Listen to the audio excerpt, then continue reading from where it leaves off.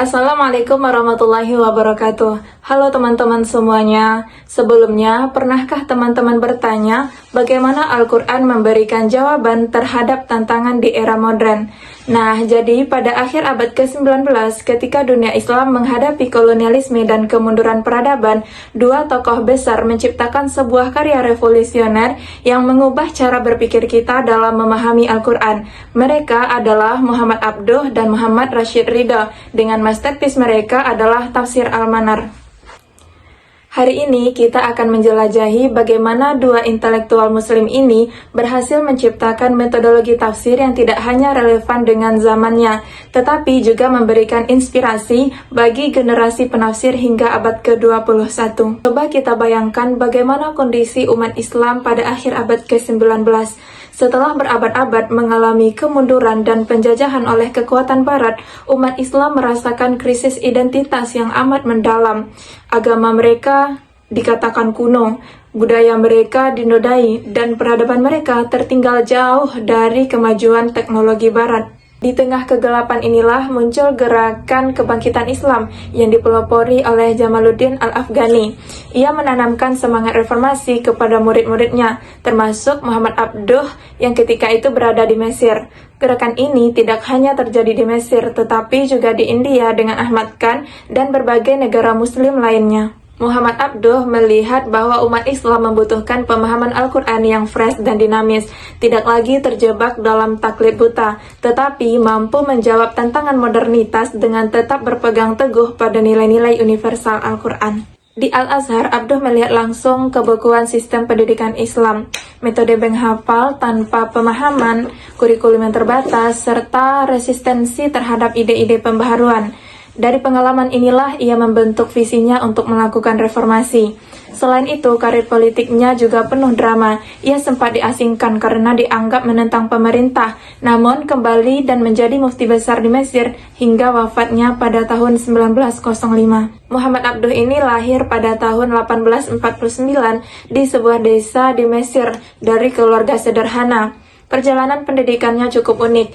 Ia sempat frustasi karena metode pembelajaran tradisional ditanta yang hanya menekankan hafalan tanpa pemahaman.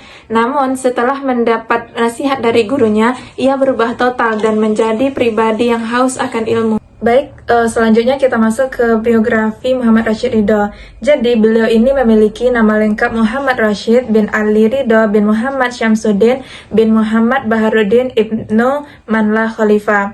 Ia lahir di desa Kolamun, Lebanon yang terletak di pantai Laut Tengah sekitar 3 mil jauhnya di sebelah selatan kota Tripoli, Lebanon pada tanggal 27 Jumadil Awal 1282 Hijriah atau bertepatan dengan tanggal 23 September 1865 Masehi. Jadi, beliau ini berasal dari keturunan bangsawan Arab yang memiliki garis keturunan langsung dari Husain bin Ali atau cucu Nabi Muhammad dari Fatimah. Oleh karena itu, Rashid Ridha memakai gelar Sayyid. Keluarganya dikenal sebagai keluarga yang religius serta menguasai ilmu-ilmu agama. Sejak kecil, ia mendapat pengajaran dari ayahnya. Tidak hanya itu, kecerdasan yang ia miliki pun juga terbentuk dari kakeknya yang turut serta dalam mendidiknya. Ayahnya seorang ulama sufi, jadi sejak kecil itu ia sudah terbiasa mengenakan jubah dan serban serta bertekun diri dalam pengajian dan wirid. Ibunya bahkan berkata tidak pernah melihat Rashid Ridha ini tidur karena selalu terbangun untuk sholat malam. Bahkan adiknya mengira ia adalah seorang nabi. Yang menarik, Rashid Ridha terinspirasi oleh majalah Al-Urwah Al-Wusqa karya Jamaluddin Al-Afghani dan Muhammad Abduh. Hal ini yang kemudian memotivasi penerbitan majalah Al-Munir pada tahun 1897.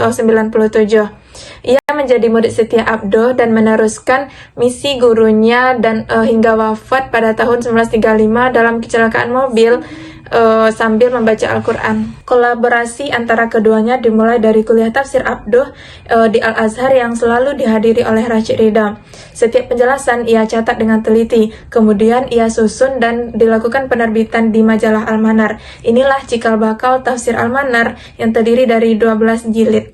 Yang menarik dari tafsir Al-Manar ini yaitu yang pertama, mereka menggunakan metode biroi, artinya menggunakan akal dalam memahami suatu ayat. Bukan berarti mengesampingkan wahyu, tetapi memanfaatkan kemampuan berpikir yang Allah berikan untuk memahami ayat atau memahami makna dalam suatu ayat secara lebih mendalam atau komprehensif. Yang kedua yaitu corak dalam tafsir Al-Manar ini, yaitu corak adabi ijtimai, yang mana menekankan pada aspek sosial kemasyarakatan. Jadi di sini Al-Quran itu bukan hanya dikatakan sebagai teks suci, tetapi sebagai panduan praktis dalam kehidupan bermasyarakat. Nah, selain itu mereka juga mengembangkan 9 prinsip metodologi yang sangat menarik. Sebagai contoh konkretnya, mari kita lihat bagaimana mereka menafsirkan ayat tentang poligami, yaitu yang terdapat dalam surah An-Nisa ayat 3. Jadi, jika pada sebelumnya ayat ini turun sebagai legitimasi untuk menikahi 4 orang istri, maka Muhammad Abduh melihat dari sisi konteks historisnya. Ayat ini turun untuk membatasi praktik Arab jahiliyah yang mana mereka menikahi puluhan istri. Jadi semangat ayatnya adalah keadilan terhadap perempuan. Bahkan Abduh menyatakan, jika terhadap 1 orang istri aja tidak dapat berlaku adil, maka tidak boleh menikah sama sekali. Jadi inilah contoh bagaimana mereka menggunakan pendekatan kontekstual dalam memahami suatu problem tertentu terkait dengan perkembangan zaman. Dari sinilah dapat kita pahami bahwa pengaruh mereka menyebar ke seluruh dunia Islam. Bahkan banyak ulama dan cendekiawan muslim yang mengadopsi pendekatan metodologis mereka untuk karya-karya selanjutnya. Jadi, mengapa tafsir Al-Manar ini masih relevan untuk hari ini? Karena tantangan di era modern ini tidak jauh berbeda pada abad ke-19, yang mana kita tetap memperhatikan nilai-nilai Al-Quran dengan perkembangan zaman yang ada pada saat ini. Misalnya dalam isu teknologi digital, lingkungan hidup, dan kesetaraan gender. Jadi, pendekatan tafsir Al-Manar ini memungkinkan kita untuk mencari jawaban dalam Al-Quran sesuai dengan rasionalitas dan kontekstual. Jadi, tafsir Al-Manar ini bukan sekadar kitab tafsir biasa, ia merupakan manifesto intelektual yang membuktikan bahwa Islam mampu beradaptasi dengan zaman tanpa kehilangan jati diri. Muhammad Abduh dan Rashid Ridha ini telah mewariskan metodologi yang memungkinkan Al-Quran tetap hidup dan relevan di setiap zaman.